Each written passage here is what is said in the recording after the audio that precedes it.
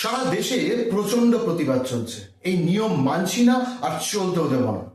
আমরাও দেশের নাগরিক আর আমাদেরও সমান অধিকার প্রাপ্য।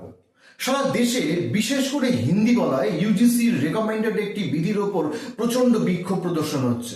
রিসেন্টলি সুপ্রিম কোর্ট সেই বিধির ওপর স্থগিতাদেশ জারি করেছে। প্রধান বিচারপতি সূর্যকান্তের বেঞ্চ এই নিয়মাবলীকে অত্যন্ত কড়া এবং মর্যাদাহানিকর টু সুইপিং বলে অভিহিত করেছেন। তাহলে রুলটা কি?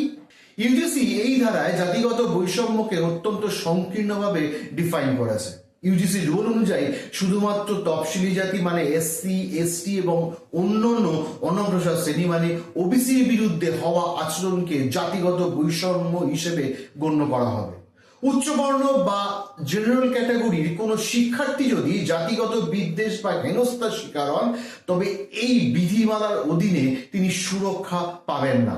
এমনকি কেউ যদি জেনারেল ক্যাটাগরি কারোর বিরুদ্ধে মিথ্যে নালিশ করে, তাহলেও তার কোনো বিচার হবে না, তার সরাসরি তাকে দোষী সাব্যস্ত করা হবে। ইউজিসি নতুন এই নিয়মে আরো বলা হয়েছে, প্রতিটি উচ্চ শিক্ষা প্রতিষ্ঠানে একটি ইকুয়াল অপরচুনিটি সেন্টার তৈরি করতে হবে। তার সাথে একটি ইকুইটি কমিটি থাকবে। এই কমিটির সদস্য হবেন তফসিলি জাতি, উপজাতি, অনগ্রসর শ্রেণী, বিশেষভাবে সক্ষম এবং মহিলারা। এই বিষয়টি নিয়ে প্রথম থেকেই প্রবল আপত্তি দেখাতে শুরু করেছে জেনারেল ক্যাটাগরি পড়ুয়ারা। নতুন বিধিতে এটি ভীষণভাবে বলা হয়েছে যে শিক্ষা প্রতিষ্ঠানগুলিতে একটি ইকুইটি হেল্পলাইন নম্বর থাকবে। বিধি ভঙ্গ হলে সেই শিক্ষা প্রতিষ্ঠানের বিরুদ্ধে কড়া পদক্ষেপ করা হবে। প্রয়োজনে সেই শিক্ষা প্রতিষ্ঠানের বৈধতা পর্যন্ত বাতিল করে দেওয়া হতে পারে।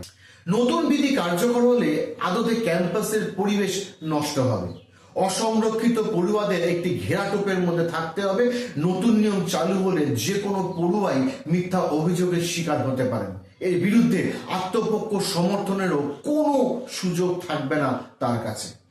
এই বিধিমালা ধরে নিয়েছে যে জাতিগত বৈষম্য কেবল একদিকেই উচ্চ বর্ণ থেকে নিম্ন বর্ণেই প্রবাহিত হয়।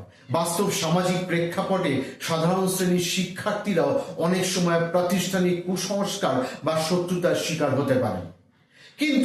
কিন্তু ভারতীয় সংবিধানের 14 নম্বর অনুচ্ছেদে সকলের সমান অধিকারের কথা বলা হয়েছে।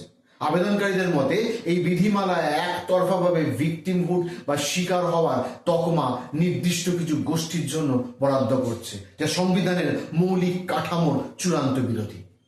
আপনাদের কি মনে হয়? আপনাদের কি মনে হয় এই আইন নিয়ে সরকার কি ঠিক করেছে বা ইউজিসি ঠিক করেছে? নিচে কমেন্ট করে জানান।